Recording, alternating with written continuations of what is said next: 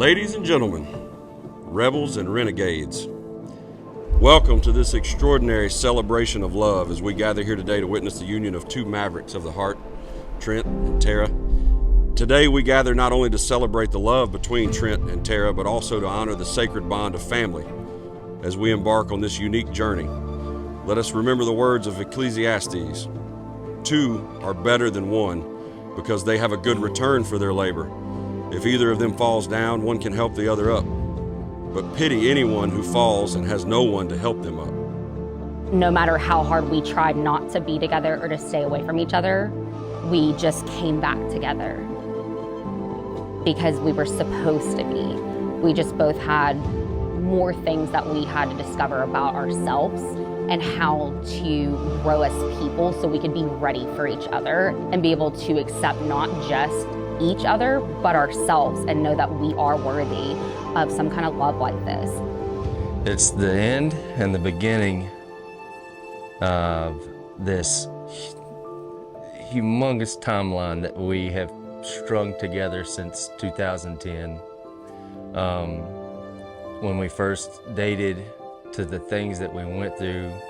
I don't know too many people that's been through the types of trials and tribulations that we both separately went through, and somehow here we are.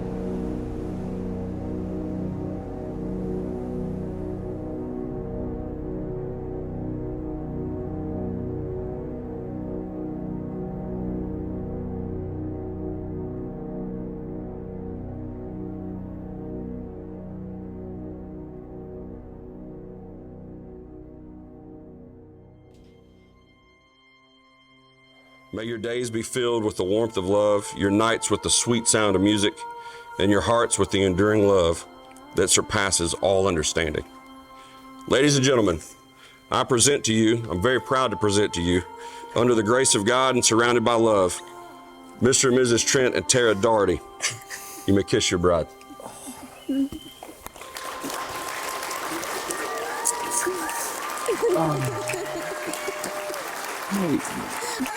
You're so good.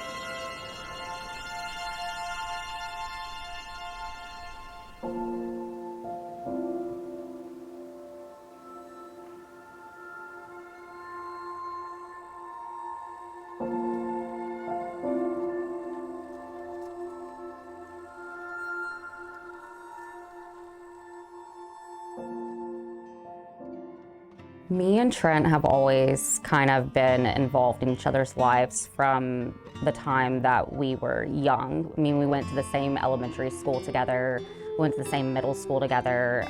We've always had the same mutual friends and ran in the same circles. And I mean, it was like no matter what we did, our worlds were always meant to collide with each other. No matter what kind of things that we did or tried to avoid each other or self-sabotage, whatever it was that either one of us did, it's like we were supposed to be together. So we met at school a long time ago at Walnut Hill, and you know, just passing in the hall and all that. You know, we just knew each other through all of our school years, and never nothing then, but down the road, come 2010, we went, we talked online a bunch through Facebook, and you know, we just did a lot of talking. We were both overseas and in weird spots, and we leaned on each other quite a bit as friends, and we both kind of got back to Shreveport around the same time, and we went out. She invited me to her birthday party at the end of July. It wasn't an exact birthday, I don't think, but we went out and had a good time. And so our first date, we actually went to his grandfather's viewing. I believe that it was Pepal Barber. And he didn't really tell me what I was going to. I got dressed, and then he told me that he needed to do this and asked me if I would go with him, and I said I would. And I walked around and gave my condolences to everybody, and then we left and we went to Posada's after that. And then we went out to his family's farm, and we like sat out underneath the stars and talked all night, and we had our first kiss like under a tree that's out there like on his family's farm. And yeah, like it's just such a random collage of everything, but yeah, that's what happened.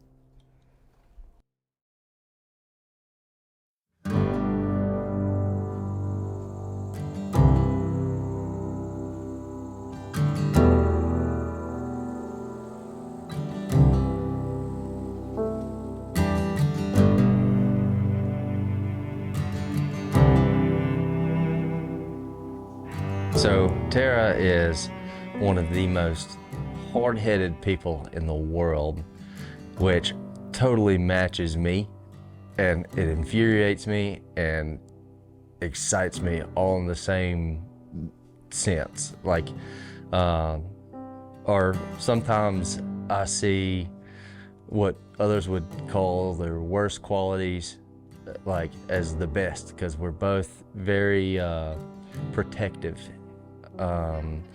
We really do both march to the beat of our own drum, and we're banging on two separate drums most of the time.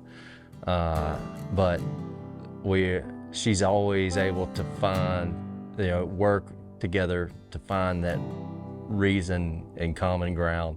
Even though we have completely different ideas of how things are supposed to be, we can work through those things. And she's fierce in every sense of the word. Don't cross her, don't cross my people, and that's how she loves,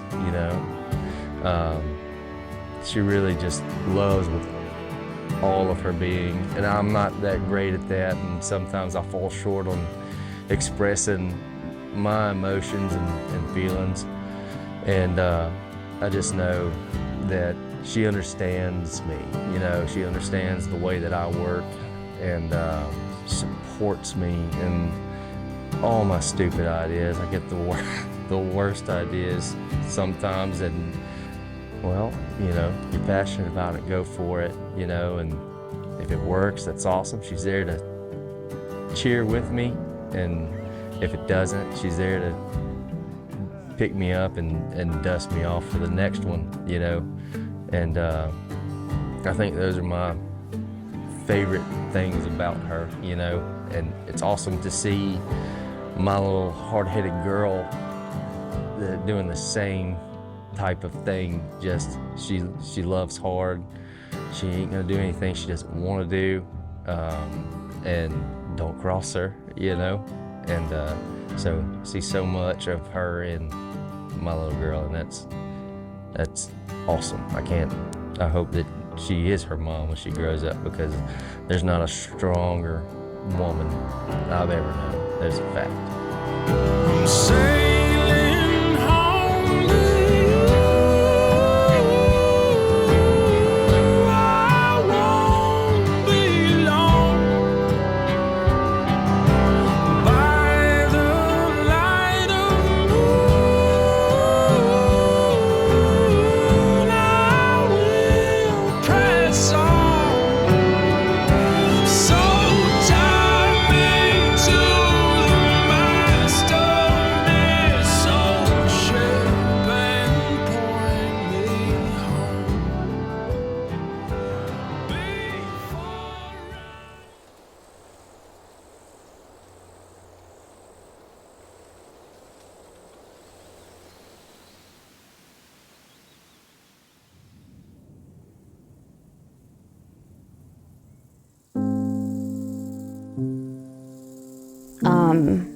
Trent is one of the most interesting people anybody will ever meet, not just me. He's eccentric and over the top, and he's fun, and he's all about laughing, and he cares so much for people, and his heart is so big. He would literally give the shirt off his back, which is a Daugherty trait in general of all the men in that family. And I mean, he has so many talents and so many hobbies. Some would say too much. Alex Trogel would definitely say, like, that boy needs another fucking hobby. But yeah, he likes fishing, hunting, he's musically inclined, and he's thoughtful, and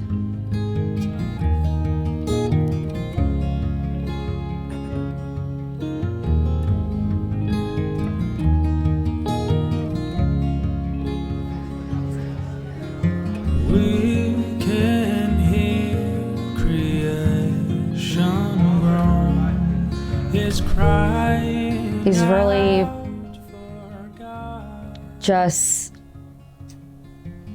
I think, like, my favorite thing about him is probably the way that he is with our daughter.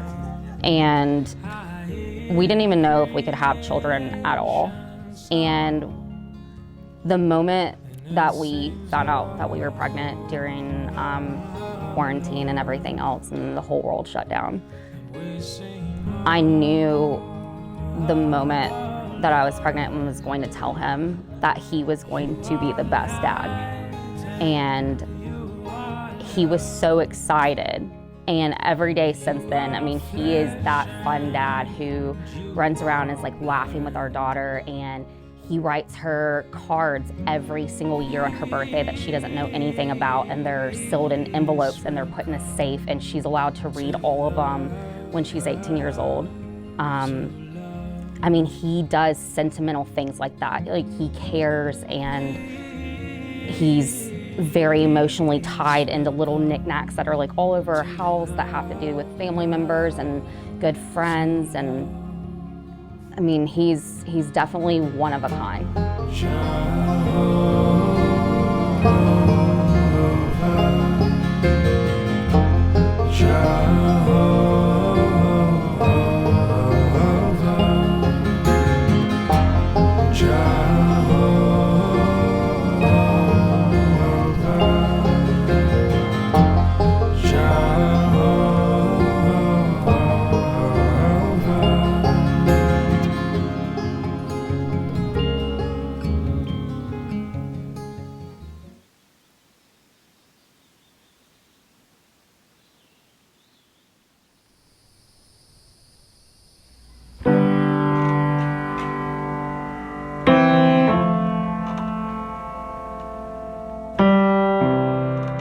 it's gonna mean so much to me and so much to many people within my friend group and my family to finally have her locked in.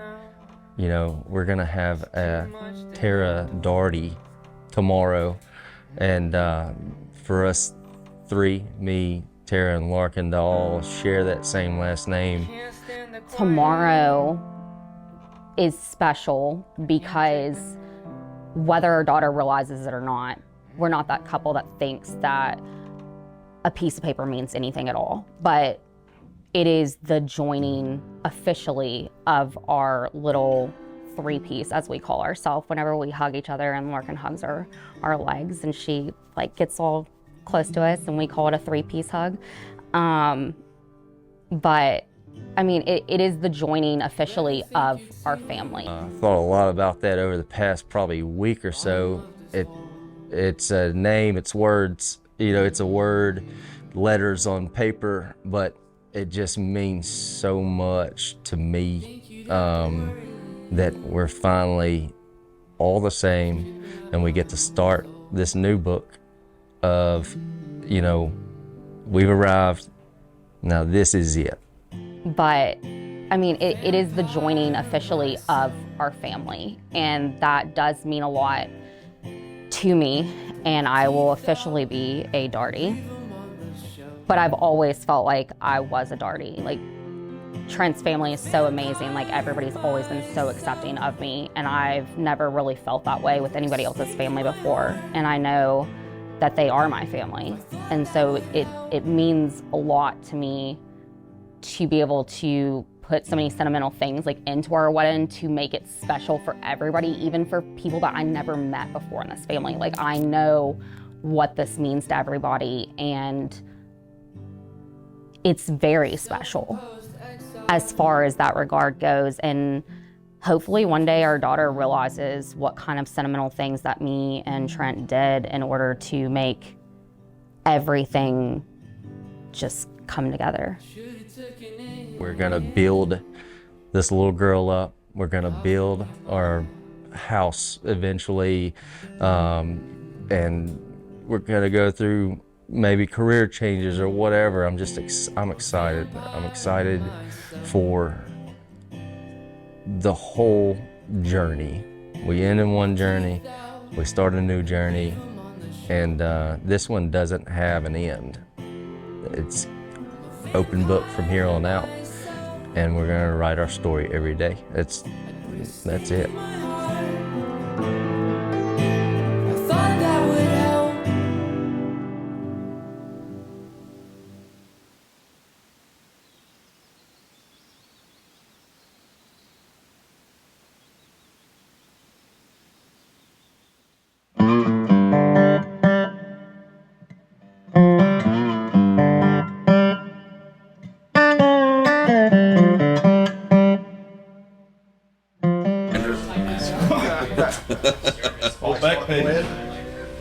So I met Trent probably 10 years ago or so, 2014 I guess.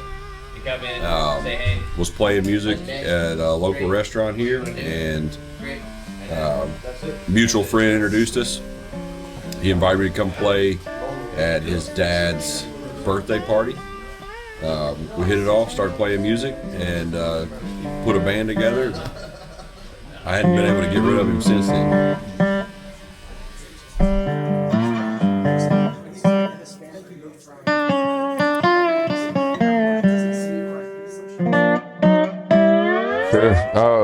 I met Trent in the Navy with Jimmy as well. We met in Bahrain, which we're only there for about a year. And then I worked with Trent, and then I met Jimmy through our first metal night, which that was the first time I met them, and basically just just blacked out together and listened to music, which is what brought us really together. And after that first night, they weren't sure they wanted to hang out with me anymore, but I'm still here hanging out. So a lot of the stories are just kind of crazy. I'm trying to think of the best one, really. But every time that every time we meet up, it's certain kind of energy. We're just down for anything, and that's what we're doing. Yeah, maybe. There's no all of our stories are just dumb as shit, but they're inside jokes, and that's the kind of humor we got together. So it's kind of cool too, where it's like coming down here, and Jimmy being from Pennsylvania, Trent being from here, I'm from Iowa. It's just like coming with different backgrounds coming together and sharing that brotherhood.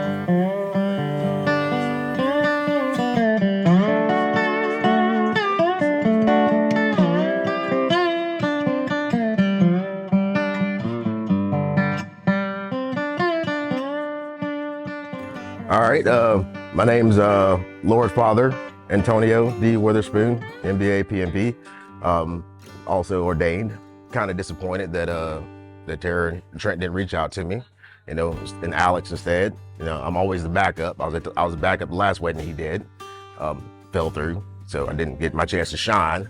But I met Trent back in 2012 and 13, and I knew him as Trent Diesel. Still know him as Trent Diesel.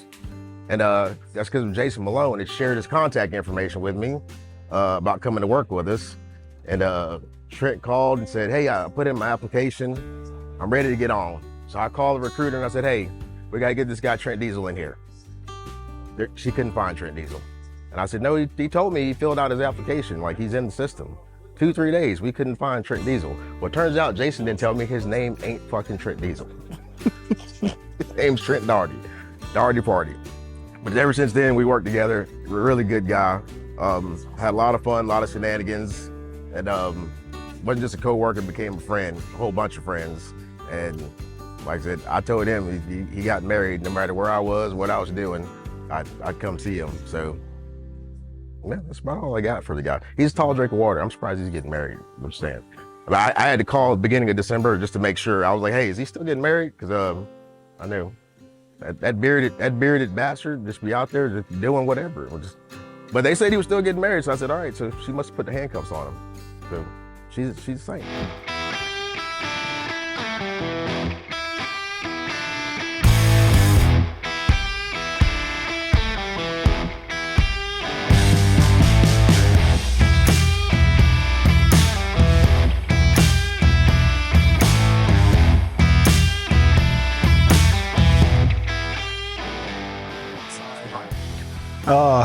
So I didn't actually meet Trent. Trent went to school with my wife, and so through social media decided that he thought I'd be a cool guy to hang out with, and Trent's never had good judgment, so that worked out well for him. Our relationship is predominantly based on fishing. We don't really spend time with each other throughout the year unless it's in a boat, and we don't actually catch anything ever.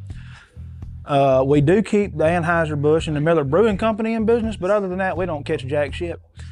Pretty happy about the day, man. Alex said earlier, him and Tara have had a lot of ups and downs and a lot of twists and a lot of turns, and they've worked it to a point where they've got a beautiful thing going. And I think all of us here are just excited to finally see Mr. and Mrs. Tara Thorne walk down the aisle.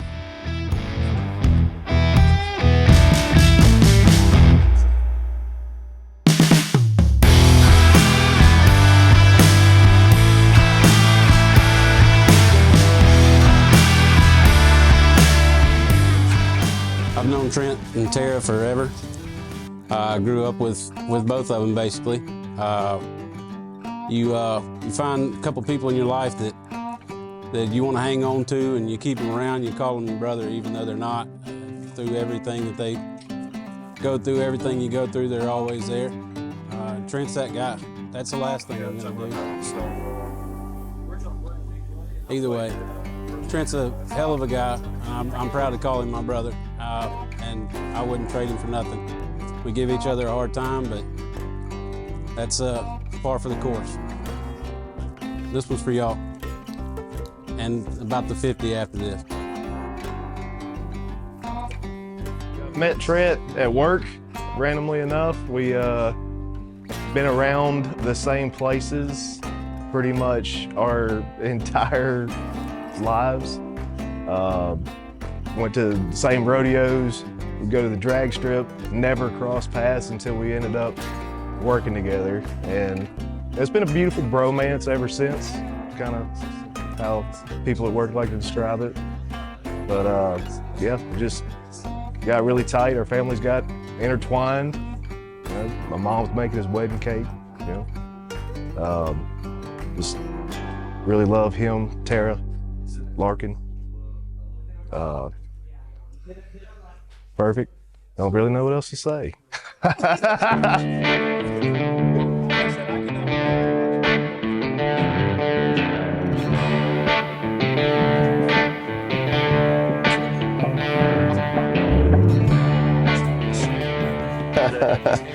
So I met Trent in 2006 at Navy boot camp. We were in the same section. He was a bunk down from me. And then we actually had a pretty unique journey through the military. We were together at boot camp all the way through till we got out at every duty station, which does not happen a lot. So we traveled the world together, and that was pretty cool. The story that keeps coming to mind, we actually talked about it yesterday. When I first met Trent, he was like, I'm from Louisiana. And I was like, yeah, no kidding. And he's like, I've never seen snow. And I was like, you've never seen snow? He's like, no. I'm like, all right. So we were in Great Lakes, Illinois during the winter. So there was no shortage of snow. So I was on what they call snow watch one night. And I went out and made this snowball and brought it back in with me, which you're not allowed to do anything like that, but I brought it back, and this is at like 3 in the morning, and I walk over to Trent's bunk. Everybody's passed out. I walk over to Trent's bunk and I just smash this snowball in his face and rub it on his chest, and I'm like, there's snow, motherfucker. And just walked away. And he was just like, what the hell? Oh man, there's so many more, but no, today's just, it's gonna be such a special day. I mean, Trent and Tara, they had Larkin just a little bit before I had my first kid, and just seeing how, you know, Trent has grown as an individual, as a dad now, and then as Tara's husband is pretty cool. Just super excited for them and happy to be part of it, and here with all my mates. So everybody you saw here today, every single one of them come from somewhere else, across the country, different parts of my life. Brandon, shut the hell up, okay? This is my moment, okay?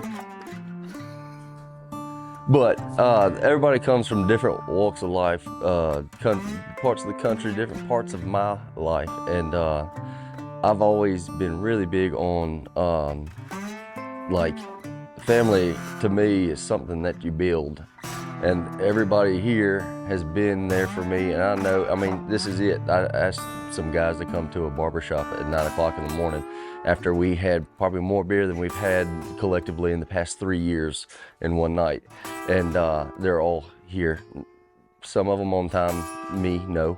But these are the ones that I can call, and they know they can do the same for me. And most of the time, these guys are absolutely my family, more so than my blood. Like, it means so much to me that y'all are here, and I appreciate every single one of y'all. So, yeah, that's it. I'm sorry.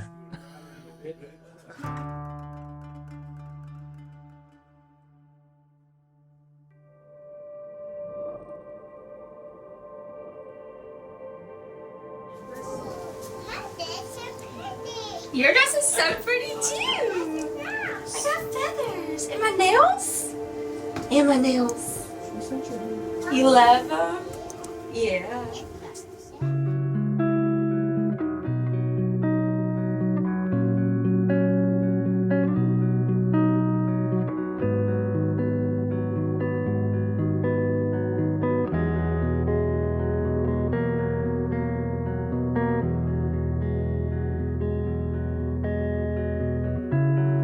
Water it flows in deserts you have made.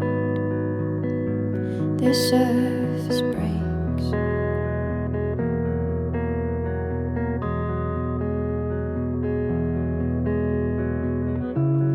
Breaks like the bones your darkness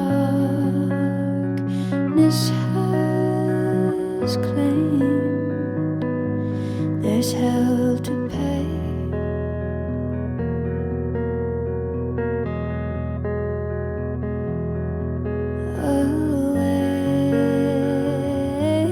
Awake me. Don't break me.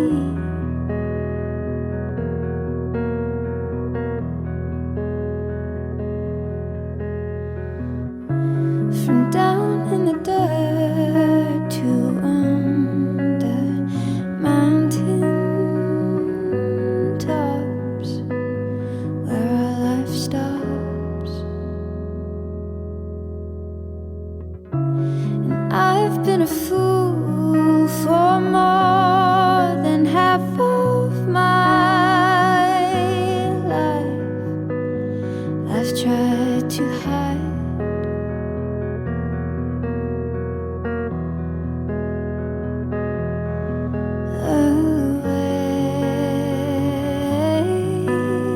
Awake me.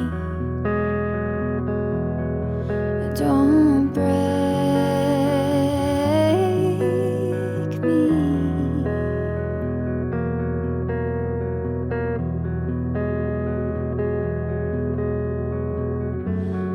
Don't leave it too long.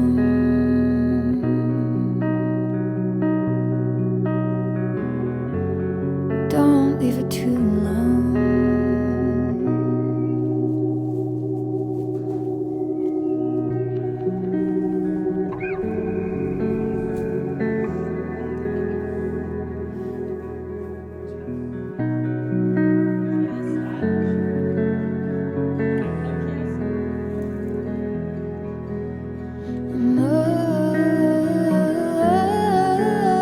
Oh, the birds have fallen.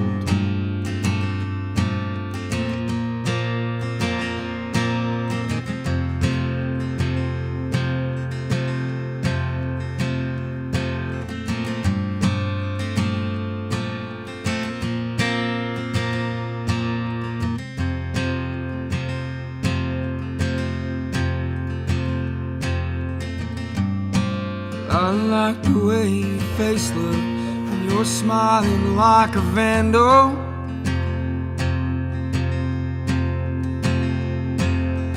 Waking up warm with you in a room that's too cold for us to handle.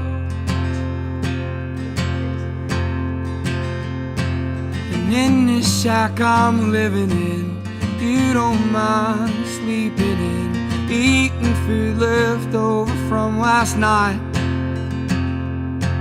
There's plenty of boys that want you, babe. For me you will crawl and scratch and fight. So we'll go out on Saturday and ride the Bronco through the bay, sit and drink cerveza by the shore. You'll tell me you love me, girl, even if I'm wrecked, lonely and poor. So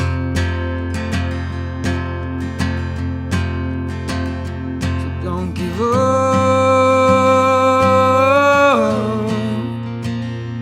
on me.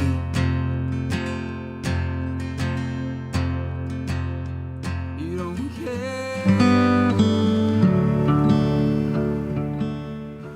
Ladies and gentlemen, rebels and renegades, Welcome to this extraordinary celebration of love as we gather here today to witness the union of two mavericks of the heart, Trent and Tara. Today we gather not only to celebrate the love between Trent and Tara, but also to honor the sacred bond of family as we embark on this unique journey. Let us remember the words of Ecclesiastes. Two are better than one because they have a good return for their labor. If either of them falls down, one can help the other up. But pity anyone who falls and has no one to help them up. Who gives this woman to this man today?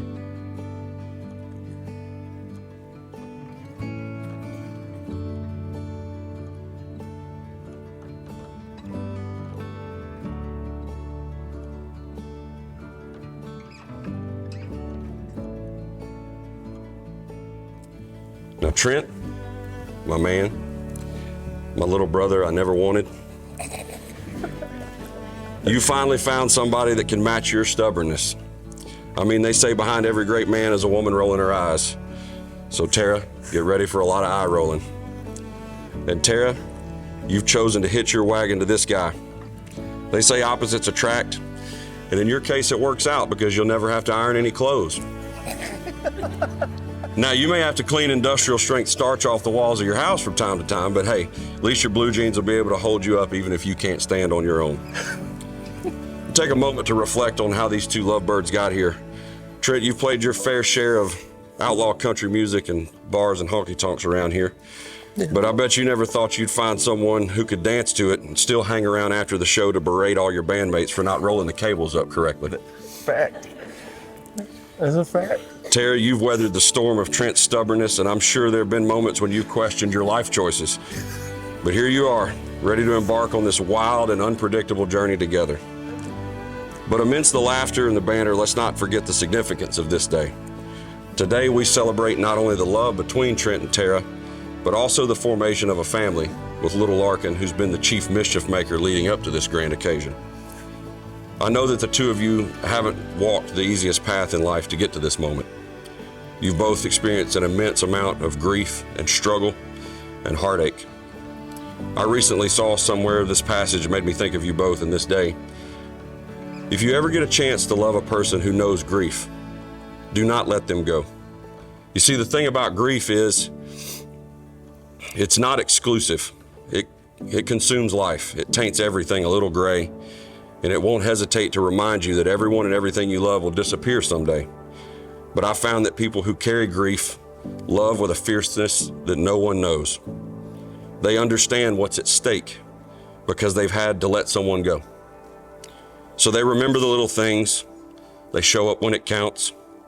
They know that life is rare.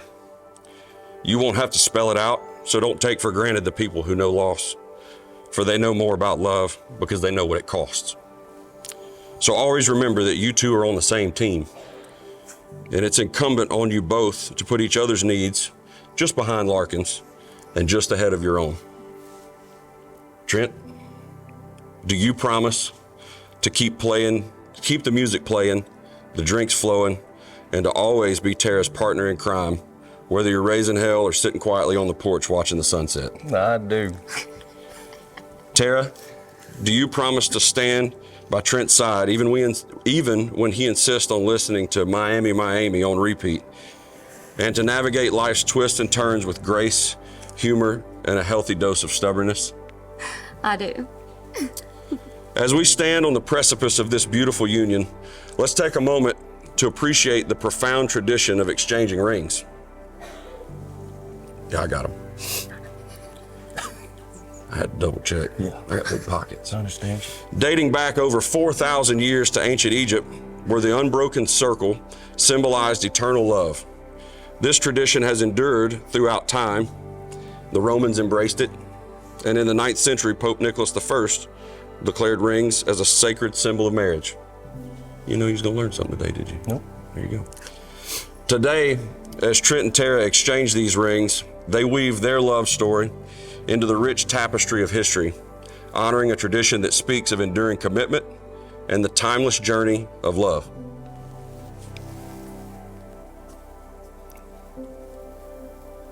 Now, Trent, as you place this ring on Tara's finger, you're not just giving her a piece of metal, It's a circle of endless love, unbroken and eternal.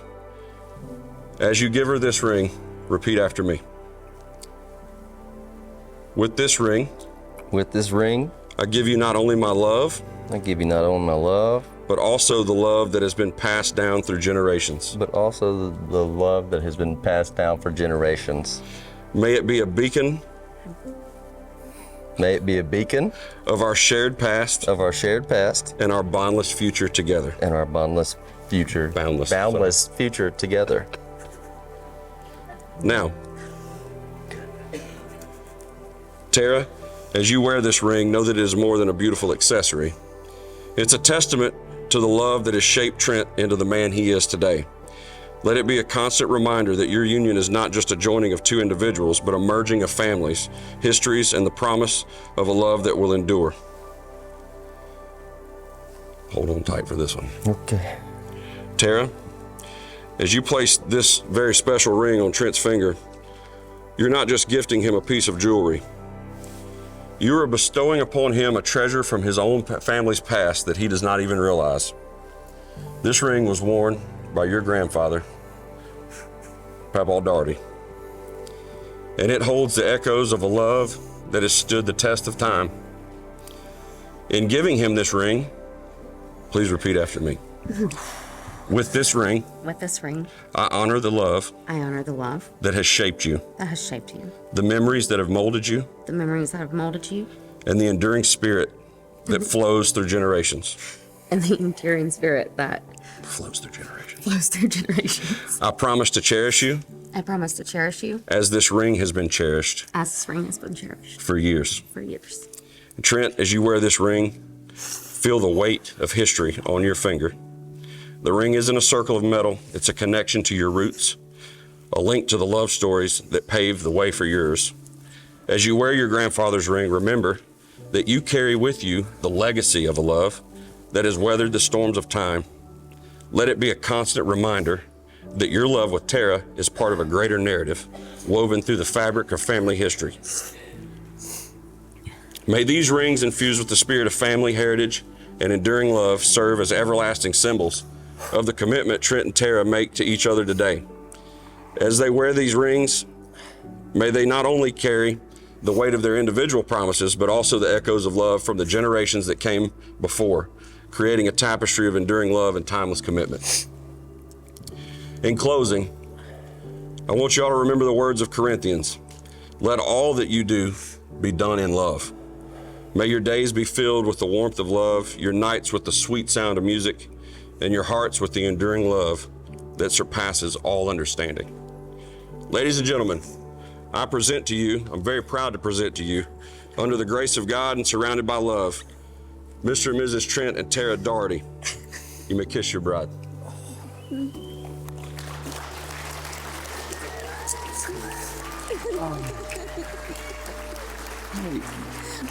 You're so good.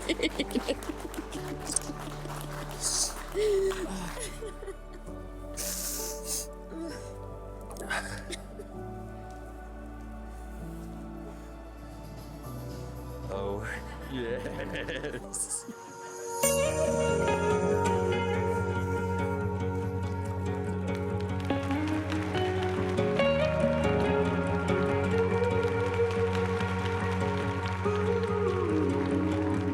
I don't ever look back. No, you never gotta worry about things like that. So don't think twice, because I ain't afraid of the slow burn. And one thing's for sure, it's good to make a good thing last. So girl, don't worry, this boy ain't gonna run. There ain't no hurry, we got plenty of days left under the sun. No, it ain't a one-day ride. It's up through the mountains where the coyotes cry, down through the canyon where the wild things hide, and the cottonwoods fall. Feel the river underneath our feet. We'll be drowning in a sagebrush sea, long as I know that it's you and me. Time don't matter at all.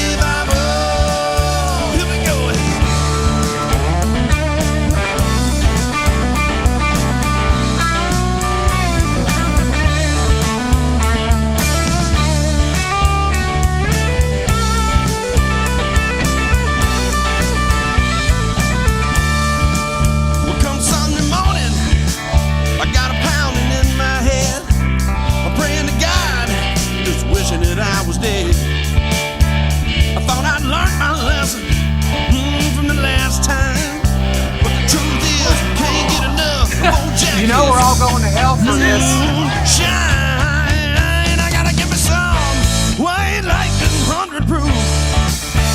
It's running through the copper coals, fill up a jar too. 'Cause they say one sip's gonna set your soul on fire.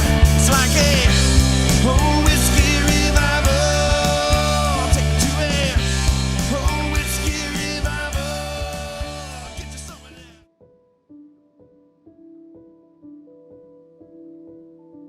So whenever we were doing all of this and it came time for me to get the ring, I went to the daycare one day and Aunt Susan was there and she asked me if I'd gotten your ring yet. And I told her that I hadn't, that you wanted something stupid that cost like $20 or like a Quelo ring or something like that. And I said, I don't know, I'll figure out something for that man because I ain't getting just that. Yeah. And she said, well, I was talking to Tommy and I was trying to ask her, and since you haven't got anything yet, I've decided to give you my daddy's ring. So, yeah. And when she said that, my whole body caught on fire. Yeah. I felt lightning bolts. She started crying. I started crying. Yeah. There were like 30 evil toddlers over there, and we're both crying. And she said that there's stipulations and that she didn't want you to know until the day of, and that these rings have never been separated, ever. And that she was going to keep her mama's ring, and I told her that was perfectly fine, and I thanked her so much. But she said that since you were the first grandson of the Daugherty, she thought about it long and hard, and that she really wants you to have it. Yeah. And so she gave it to me, and I did the whole thing where I made you go to Bailey's Jeweler, and I made you go pick out rings and get sized. Oh, you knew then? Yeah. I knew way before then. I knew a long time before then. You know how much gas costs? Girl, okay, look. You know how much that ring costs? Oh, yeah. In sentimental value alone? No. I don't think you know. You knocked that out Yeah. of the park. Did you resize it and everything? I did resize it from a 7.5 to a 10.5. Who's that? You're the 10.5. I know. I'm a giant in the family. Yeah, you are the giant in your family, but it was so crazy because Paul's ring was so tiny, and then whenever I got that back from Gary, it was like, it had always been like that. Yeah. That's It's cool. perfect. That's It's awesome. perfect. Well, So you have your I wasn't grandfather's going to cry, ring? and I did so good. I knew that you thought that you weren't going to cry because you think that you're such a badass, but you know what? Not true. I'm just good at hiding it. You didn't know that one was coming, and everybody else knew except for you. So Well, thank you. Aunt Susan told me later, she said, you know, Pop told me that you told him. And I said, yeah, I did. I told a whole bunch of people. And I said, you know what? I'm real proud of this damn family because not one person told Trent. Yeah. So we did good. And she said, no, you're right. She's like, Yeah. it was beautiful. Everybody's apparently crying. Everybody. Yeah. Rightfully so. Y'all. Thank you. You're welcome. Are you gonna have like any more emotion like for this? Mm-mm. Okay. No, Because you already gave all of it? Yes. Yeah. Yeah. Sorry. Anyways, I just thought that he should have the story recorded. Yeah, I'm just I love saying. it. And that your Aunt Susan did that, and I was completely shocked. Even Pop was shocked. Mm-hmm. He didn't expect it at all. He said, wait, what? She separated the rings Yeah. for you. And they've never been separated, ever. That's awesome. Thank you. You're welcome. Very thoughtful. Man.